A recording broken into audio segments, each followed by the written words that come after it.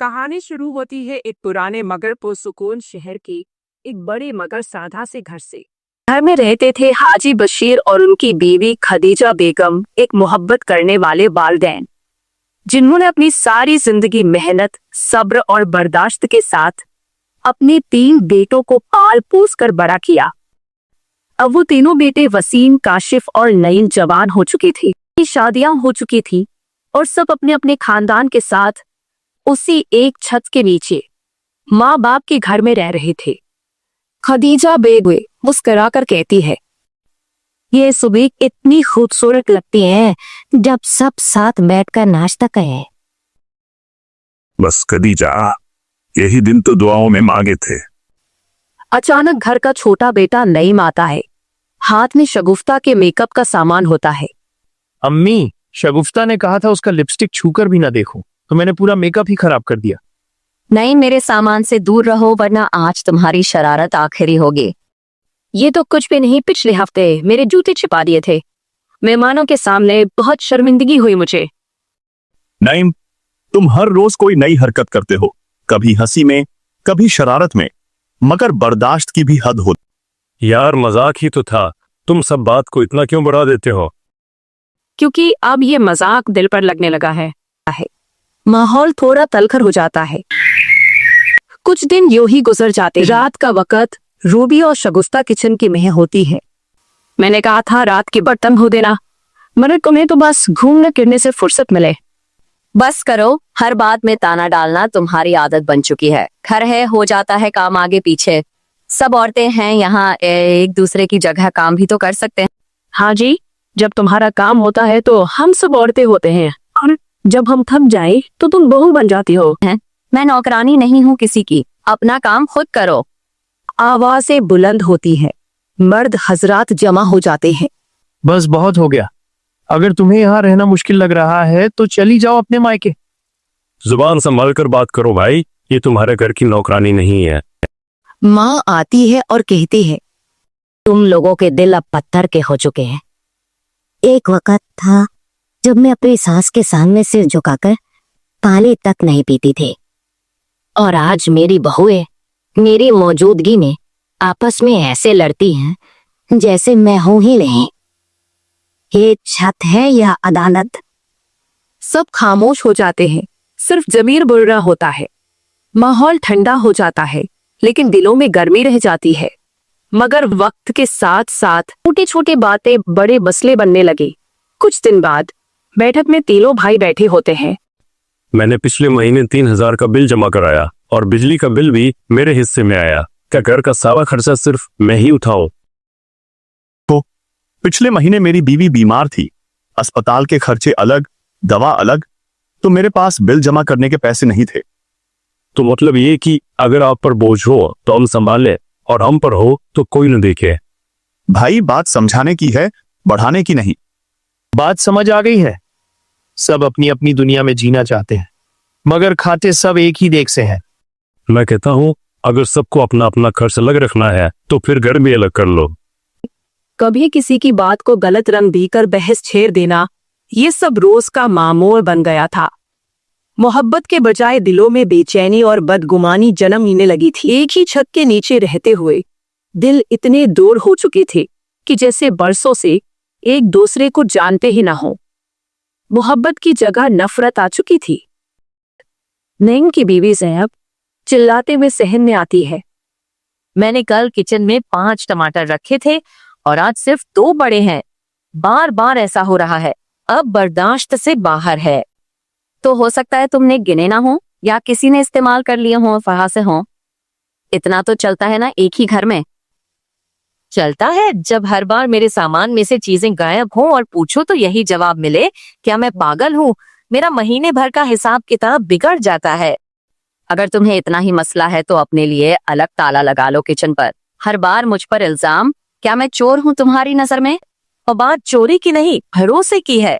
जब कोई पूछे बिना हाथ डाले मेरे सामान में तो दिल दुखता है, और तुम्हें तो ये आदत बन चुकी है। बस करो ज़ैनब, तुम्हें किसी पर भरोसा करना आता ही नहीं। हर बात पर तमाशा। जिसकी दाढ़ी में तिनका हो वही शोर मचाता है। चोरी तुमने ही की है। चोर? वाह, बात तो सुनो।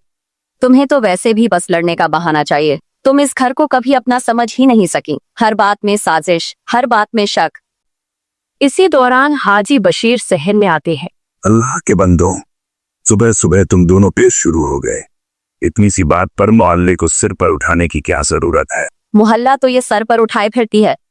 आए दिन मेहमान, शोर असर, आवाजें। घर तो तुम्हारे आने के बाद ही तबाह हुआ है।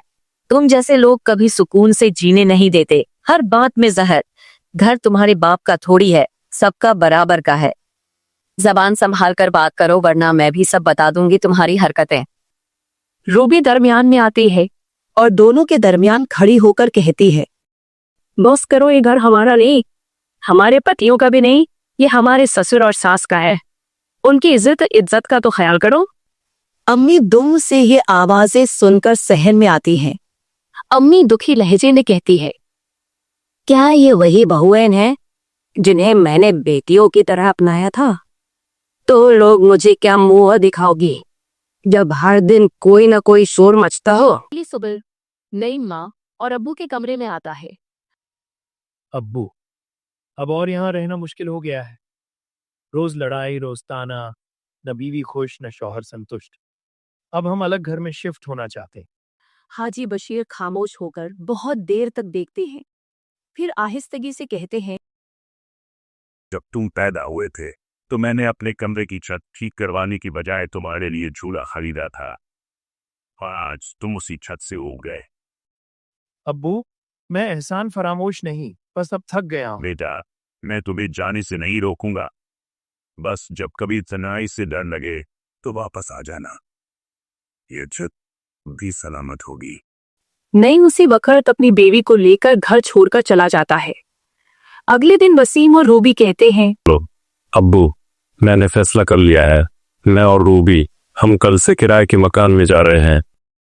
अब्बू धीमी आवाज में कहते हैं, ये बेटा, अल्लाह तुम्हें खुश रखे, लेकिन एक बात याद रखना, अलग मकान में रहने से अगर दिल भी अलग हो गए तो वो सकून कभी नहीं मरेंगे। इसी दौरान काशिफ भी अपनी बेवी शगुफ्ता को लेकर कमरे में आ जाता है। जब सुकून नहीं बचा इस घर में तो क्या फायदा? हर रोज इल्जाम, झगड़े, ताने। बेहतर है कि हम भी अलग हो जाएं। मैं भी यही सोच रहा हूँ। अब माँ बाप भी बूढ़े हो चुके हैं, हमें इजाजत दे देनी चाहिए। हम खुद संभाल लेंगे सब कुछ। तुम्हें इजाजत चाहिए? या बहाना? जो माँ तुम्हारे कपड़े धोती रही, आज तुम उसी का साया छोड़ रहे हो। जाओ, जाकर देखो अकेले जिंदगी की हकीकत। जब घर का दरवाजा खुद बंद करना पड़ेगा तब शायद याद आएगा कि माँ की आवाज कितनी प्यारी थी। वो बेटे जिनके बचपन की आवाजें उन दीवारों में बसी थी, अब अपने अपने घरों को जा चुके थे। मैंने सोचा था कि मेरे बुढ़ापे का सहारा मेरे 3 बेटे होंगे, मगर लगता है बुढ़ापे का बोझ भी मैं और तुम ही उठाइए बेगम। हमने उनके लिए सब कुछ किया, बचपन की जिदें, जवानी के सपने, हर दिन का रोजगार, कुछ भी नहीं बचाया अपने लिए। सुकून तो तब होता है जब दिलों में मोहब्बत हो। यह घर तो वही है जिसमें तुमने मेरी गोद में पलकर जवानी देखी। बदली है तो सिर्फ नीयतें। वसीम और रूबी एक फ्लैट में रहने लगते हैं। रूबी खामोशी से कमरे में झाड़ू लगाते हुए कहती है, वसीम, पता नहीं क्यों दिल उदास है। ये घर तो है, लेकिन घर जैसा लगता ही नहीं। हाँ, मैं भी कई दिनों से अजीब सी खामोशी महसूस कर रहा हूँ। अब्बू की आवाजें, अम्मी की सुबह सुबह चाय की खुशबू, सब कुछ जैसे छिन गया हो। मैंने सारी जिंदगी यही चाहा था कि अपना घर हो, अपनी जिंदगी हो, मगर सच बताऊं, ये अपनी जिंदगी बहुत अकेली है। और वो आंगन जहां सब साथ बैठकर खाना खाते थे, अम्मी की हंसी, नईम का तंग करना, सब याद आता है।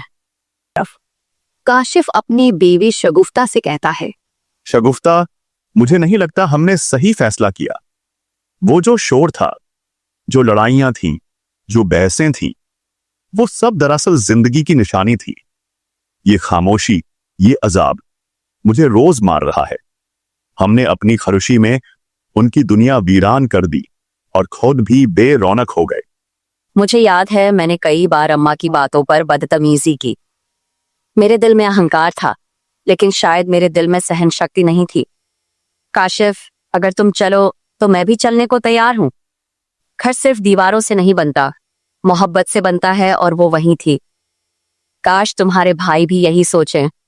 हम वापस जाना चाहते हैं, लेकिन अगर वो ना माने तो क्या करेंगे? नहीं, मुझे आज अम्मी का सपना आया था। वो रो रही थी और कह रही थी कि घर खाली हो गया है। मुझे भी उनकी बहुत याद आती है। अब्बू की डांट भी अब अच्छी लगने लगी है। शायद हमने बहुत बड़ी गलती की। वसीम भाई, अस्सलामु अलैकुम। वालेकुम अस्सलाम। नईम, कैसे हो? बस ठीक हूँ भाई, लेकिन दिल नहीं लग रहा। घर खाली खाली सा लगता है। यही हाल मेरा है। आज ही जैनब से बात हो रही थी। मुझे वो शोर शराबा, वो रोज का हंगामा भी अच्छा लगने लगा है। तो फिर वापस चलें। चलो। मैं भी यही सोच रहा था। अगर तुम दोनों तैयार हो तो मैं भी कल अम्मी अब्बू के पास जा रहा हूँ। न सिर्फ जाना है, बल्कि जाकर माफी मांगिए। अगले दिन तीनों भाई अपने अपने खानदान के साथ पुराने घर के दरवाजे पर खड़े होते हैं। अब्बू और अम्मी सहन में बैठे होते हैं। हमें माफ कर दीजिए अब्बू, हमने आपके दिल को दुखाया। हमें लगा था कि अलग होकर खुश रहेंगे, लेकिन असली खुशी तो आपकी छाव में है। अम्मी, हमें दोबारा अपना बेटा समझ लो। हम वापस वही शोर, वही हंसी मजाक, वही चाय की खुशबू, सब कुछ चाहते हैं। जितनी दिन तो अलग रहे, मेरा दिन हर दिन टूटता रहा, लेकिन माँ के दिल में कभी नफरत नहीं होती। आज घर फिर से पूरा हो गया है। याद रखो बेटू, एक घर वही होता है जहाँ सबका दिल धड़कता है, जहाँ गुस्सा भी हो तो मोहब्बत के साथ, जहाँ झगड़े भी हों तो अपनी जगह पर, लेकिन सब साथ हों, क्योंकि साथ रहने में ही बरकत होती है। बेटो, जब तुम चले गए थे तो ये दीवारें भी खामोश हो गई थी, ये आंगन भी उदास रहता था, और तुम्हारी माँ 2 दिन में कई बार तुम्हारे कमरों में जाकर चुपचाप बैठ जाती थी। लेकिन आज ये घर फिर से जिंदा हो गया है, क्योंकि तुम सब वापस आ गए हो। तो दोस्तों, ये थी हमारी आज की कहानी। तो इसी तरह की अच्छी अच्छी न्यू कहानियां देखने के लिए आप हमारे चैनल को सब्सक्राइब कर लें। तो फिर मिलते हैं अगली किसी अच्छी सी वीडियो में। तब तक के लिए अल्लाह हाफिज।